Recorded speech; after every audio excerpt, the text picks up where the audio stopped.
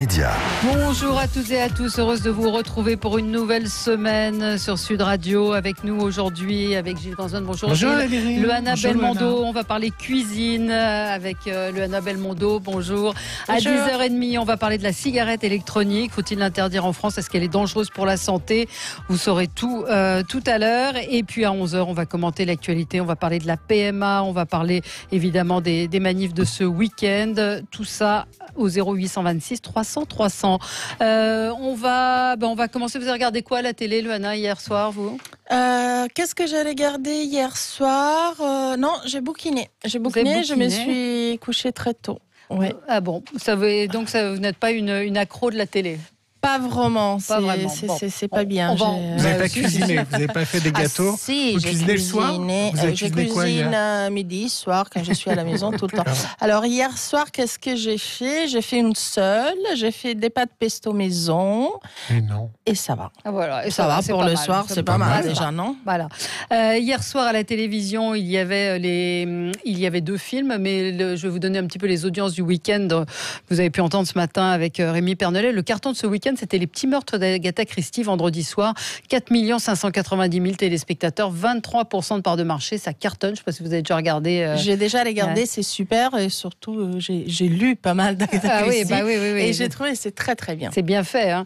Carton aussi samedi matin pour le rugby. Je ne sais pas si vous êtes fan de rugby. J'ai un fils, le dernier, qui joue au rugby. Donc j'ai regardé. Bravo la France. Bravo la France. 4 279 000, 56% de part de marché, presque 57% pour le match entre l'Argentine et la France. 9h15, donc il y avait du monde devant la télé sur TF1. J'avais dit que ça serait peut-être compliqué pour l'audience. Vous aviez dit ça à Christian Jean-Pierre. Et le Gadin, c'est pour le lancement de la saison 10 de Danse avec les stars sur TF1. 3 586 000 téléspectateurs, 19,8% de part de marché. TF1 arrive en tête, mais c'est quand même 1 100 000 téléspectateurs de moins que l'an dernier. C'est le plus bas score historique de l'émission. Vous êtes danse un peu moins, alors je ne sais pas. On vous a pas proposé de le faire? Non, pas encore. Moi, j'aime bien les regarder. Ils sont très courageux. Mais est-ce que vous le feriez? Est-ce que vous iriez danser? Je ne sais pas. Vous savez, dans la vie, jamais dire vous pourriez jamais. accepter? Je ne peux pas vous dire. Pour l'instant, je continue à cuisiner. C'est pas un nom définitif. Et puis Cyril Hanouna également qui se plante, on peut le dire comme ça, le samedi soir à la place de Thierry Ardisson. 295 000 téléspectateurs. C'est c'est presque un accident industriel. Hein, c'est catastrophique. Allez, on va écouter nos auditeurs. 0826 300 300. Vous connaissez le standard de Sud Radio. On a Christine en ligne avec nous. Justement, Christine, vous avez regardé Danser avec les stars? Oui, bonjour Valérie. Bonjour. Tout à fait. Moi, j'ai regardé Danse avec les stars, tout à fait. Et alors, ça vous a plu? Vous êtes une fan de l'émission? Alors, pas fan éventuellement, mais bon, je regarde. Alors, la première émission, j'ai bien aimé parce que voilà, ça finit très tard par contre. Ah oui, voilà. Ça c'est sûr. Presque minuit, oui. Oui, c'est ça. C'est un peu l'inconvénient. Mais bon, moi, je trouve que celui qui a fait vraiment le show, c'est Yoann Rioux. Il était à la fin, mais alors c'est celui qui m'a fait le plus marrer. Et on s'est vraiment régalé avec Yoann. Je suis pas sûr qu'il aille très loin. Hein. C'est le gros souci de TF1. C'est un peu le problème de TF1 parce que les gens, effectivement, l'aiment bien. Oui, Loana, vous le connaissez? C'est vrai. Moi, j'ai trouvé... Non, mais je compare un peu avec l'Italie. C'est-à-dire ce qui est... Alors, très bien. Mais en France, qui gagne, c'est toujours ceux qui savent déjà danser. Ouais. Car alors, il faut donner quand même bravo à ceux qui arrivent un peu vierges de tout ça, qu'ils doivent apprendre. Qui n'ont pas forcément le physique. Qui n'ont pas forcément... Tout va avec... Alors, je ne vais rien enlever à personne, mais c'est vrai que parfois on se retrouve en finale. Moi, j'ai une petite frustration et je me dis, mais pourquoi quoi? C'est ce que disait Jean-Marie Bigard. Quand il l'a fait, il a dit, c'est gagné d'avance. C'est plus ou moins gagné d'avance. Et c'est vrai que ça va être compliqué pour TF1. Parce que Yoann Rioux, c'est un peu la star de l'émission. Vous regarderez la semaine prochaine, Christine? Oui, je regarderai juste pour savoir qui est éliminé. Ah voilà. C'est un peu le jeu, c'est un peu le moteur de l'émission. Et Christine, écoutez-nous parce que demain on recevra Elsa Esnou qui nous parlera de sa prestation qui n'a pas convaincu. Qui n'a pas convaincu, non, on verra. Merci à vous Christine. On a Caroline. Bonjour Caroline. Pardon, Fanny est en ligne. Oui, bonjour. Bonjour Fanny. Qu'est-ce que vous avez regardé vous? Moi, j'ai regardé hier soir Premier Contact. D'accord. Et alors, racontez-nous pourquoi vous avez choisi ce programme? Alors, parce que j'avais vu la bande-annonce qui m'intéressait pas mal, qui m'a interpellée. Par contre, en général, c'est pas ma tasse de thé, hein, la science-fiction, les extraterrestres. Mais je reconnais que c'était très bien tourné. Et puis, surtout, on s'aperçoit que les extraterrestres sont très gentils, donc ça passe. Ça passe, donc ça vous a plu et c'était c'était bien. Merci beaucoup, merci Fanny de nous avoir appelé. Loana, vous vous souvenez de la première fois où vous êtes apparue à la télévision? Ah bien sûr. C'était quand? C'était en 2010, c'était à C'est à vous. Pour la Dilette. J'ai tremblé tellement que je n'arrivais... D'abord, je m'ai trompée des caméras, bien sûr. Et puis, j'ai tremblé tellement que je n'arrivais pas à couper. Donc, mon bras, il était complètement figé. Et puis voilà, c'était un moment de grande solitude. Non, je rigole, mais c'était c'était pas facile. Moi, je viens pas de la télé à la base. Donc, donc c'était... et pourquoi vous avez accepté de faire de la télé? Ça a été tout à fait un hasard. Tout à fait un hasard. Une fois qu'on n'accomplit jamais le rôle de la maman parce qu'on est maman à vie, mais les enfants avaient grandi et je cherchais du travail. Donc, et la cuisine étant votre passion, c'était une évidence. C'était une évidence et vous avez continué. Vous avez fait effectivement vos débuts dans C'est à vous. Et puis il y a eu plus de 5 ans dans C'est à vous. L'aventure a duré 5 ans. Oui, c'était génial. C'est vous qui avez décidé de partir? Oui, c'est moi. Parce que j'étais restée très très longtemps dans cette émission et d'un coup j'avais envie de faire autre chose, on va dire. Et c'est pour ça que je suis arrivée sur la chaîne My Cuisine. Alors, l'émission que vous ne ratez jamais à la télévision ou que vous regardez en replay? L'émission que je ne rate jamais, j'aime Secret d'Histoire. Avec Stéphane Bern. J'adore parce que pour moi, aller vers le patrimoine français qui n'est pas forcément ma culture, je veux dire, je connais un peu l'histoire française, mais pas dans les détails, j'ai l'impression d'apprendre à chaque fois. Donc, Secret d'Histoire, je ne la rate jamais. Qui tient la télécommande à la maison, c'est vous ou Paul Belmondo, votre mari? On a 2 télés, donc... c'est chacun sa télé, chacun chez soi? Oui, non, mon mari, c'est plutôt le sport. Moi, beaucoup de programmes de cuisine, je m'intéresse. Et puis, le journal. Mais c'est vous, donc chacun sa télécommande et chacun sa télé, en gros. On ne se dispute pas pour un programme. La télé italienne, elle est mieux ou moins bien que la télé française? Alors, je la regarde. Je la regarde. Vous la regardez? Elle est moins bien, je pense. Franchement, oui. Maintenant que ça fait plus d'années que je vis en France qu'en Italie, quand je la regarde, je dis waouh. Ah oui, c'est quand même la télé italienne, Valérie, c'est quand même les femmes dénudées. Voilà. Il y a beaucoup de femmes dénudées à la télé italienne. Un peu moins, mais disons qu'on est toujours n'est pas passé par l'Italie. On est toujours vers la séduction. Il y a Zab Zab, je dirais pas tout son message, mais pour certaines raisons de concurrence, mais elle dit qu'elle vous écoute et que vous êtes toujours de bonne humeur, pleine d'astuces, de bons conseils cuisine. C'est ma seule infidélité à Sud Radio parce que je n'ai plus confiance dans les autres. Bon, ça c'est autre chose, mais en tout cas, les gens vous aiment beaucoup. Alors Gilles, lui, regarde la télévision et il vous propose le zapping. Sud Radio, le 10h midi, les médias, l'instant zapping. Alors Valérie et Loana, dans le zapping de ce week-end, beaucoup de coups de gueule. Coup de gueule de l'acteur Gérard Darmon contre l'hypocrisie de Xavier Bellamy du Parti républicain qui n'ose pas dire ses opinions réelles. C'était dans l'émission de Laurent Ruquier. Coup de gueule vendredi de Pascal Praud sur CNews qui a du mal, vous allez entendre, à maîtriser la prise de parole de ses invités. C'est une énorme colère. Coup de gueule dans ses politiques, l'invité était Jérôme Rodriguez des Gilets jaunes qui indiquait avoir la gueule de bois après la petite mobilisation de ce week-end. Et vous allez voir, il a fait une révélation dans l'émission C'est politique. Il a indiqué que les Gilets jaunes vont enlever leurs Gilets jaunes. Vous allez comprendre pourquoi. Toujours dans ses politiques, il recevait le grand chef Olivier Rollinger. Rollinger. Il est français. Voilà, Rollinger, qui vient de sortir un livre. Il mène un combat pour une agriculture uniquement bio.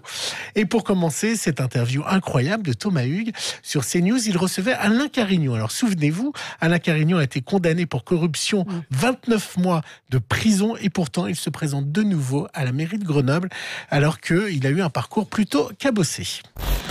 Toute vie est cabossée, toute vie longue, parce qu'il y a des hauts et des bas dans une vie. On tombe, on se relève.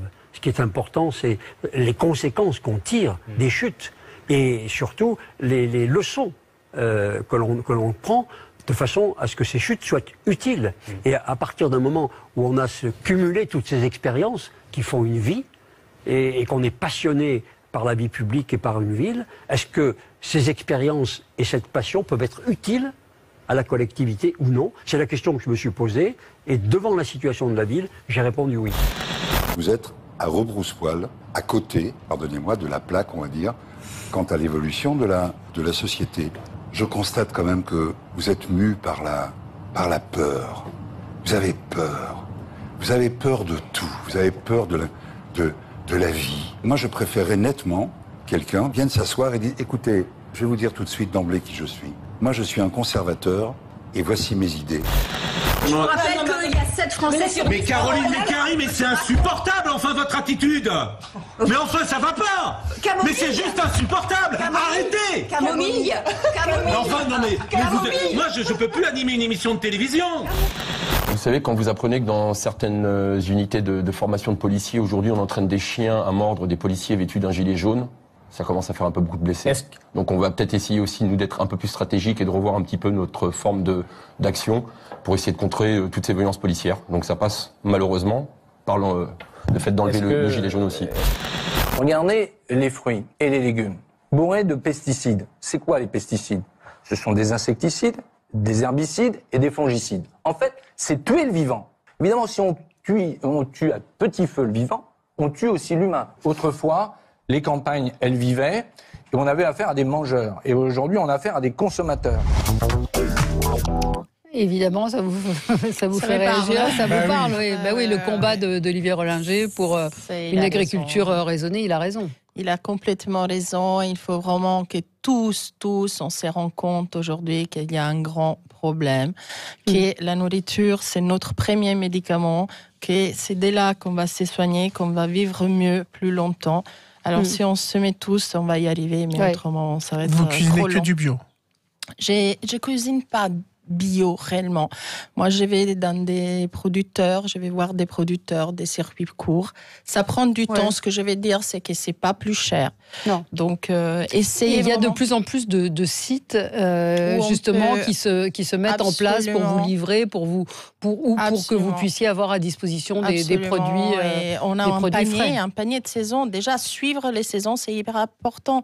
Arrêtons d'acheter de l'importation, mangeons du français. Déjà, si on commence à s'éduquer dans ce sens-là, donc la saisonnalité, le Made in France, déjà on fait un pas en avant. Et puis tout doucement, ça se met en place. Mais c'est hyper important, c'est important. Vous avez entendu Pascal Praud qui s'énerve, les émissions de plateau comme celle-là, vous regardez, vous êtes fan ou pas J'adore Pascal. Non, mais je comprends qu'il a raison quelque part. Hein, donc, c'est vrai qu'il y a des moments où c'est insupportable. Certains disent c'est une colère feinte. Moi, je suis pas d'accord. Ça m'est arrivé aussi de m'énerver parfois quand les gens se parlent les uns sur les autres. C'est pas facile à faire le gendarme et gérer tout ça. Et on veut que l'émission continue. Surtout, on est là pour faire de l'information. Et donc, c'est important d'avoir un bon climat. Et puis, il y avait les gilets jaunes. Vous avez suivi un peu... les gilets jaunes, je ne les ai pas suivis encore. Je ne sais pas si les chiens arrivent à reconnaître la couleur de ce que dit Jérôme Rodriguez qu'on les entraîne sur des gilets jaunes. J'avais entendu parler de chiens qu'on entraîne sur des uniformes de policiers, mais des gilets jaunes, je ne sais pas. J'ose penser que ça soit pas vrai, j'espère pas. Si c'est le cas, c'est quand même incroyable ce qu'il racontait. Et puis la colère de Gérard Darmon sur les politiques qui n'avancent pas... à vrai visage, au visage découvert. Je suis pas sûr que si Xavier Bellamy donnait toutes ses idées, il aurait eu autant de votes. Enfin, déjà, il n'a pas eu beaucoup de votes. Si vous pensez il n'a pas caché ses idées, il a assumé ce qu'il avait à dire. Je suis pas du tout d'accord avec ce que dit Gérard Darmon.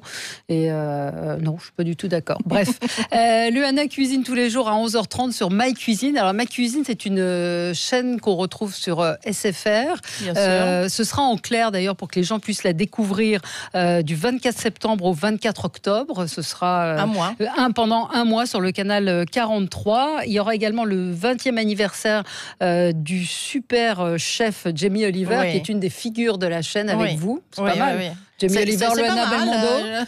Et vous cuisinez tous les matins, tous les jours, à 11h30. Oui, j'ai un rendez-vous quotidien avec le public et je cuisine une cuisine simple, familiale, décontractée, justement des produits de maison, des saisons, produits de saison, ouais. Et souvent, je vais chercher un peu des produits qu'on a moins l'habitude d'aller acheter. Comme quoi, par exemple? Je pense à des poissons bleus comme le maquereau, qui en plus c'est un poisson délicieux, très bon pour la santé. Il faut savoir le cuisiner. Et justement, j'ai vu en regardant, vous donner un coup de peps, justement, en disant sur des choses qui peuvent être un peu plates, de trouver le petit condiment qui va, ou la sauce, l'assaisonnement qui va le transformer. Oui, voilà, ma mission, elle est surtout sur ça, c'est-à-dire que je vais vraiment, ou les choux, par exemple, les choux aussi, on a du mal, ça sent pas bon, on sait pas, même en donnant aux enfants.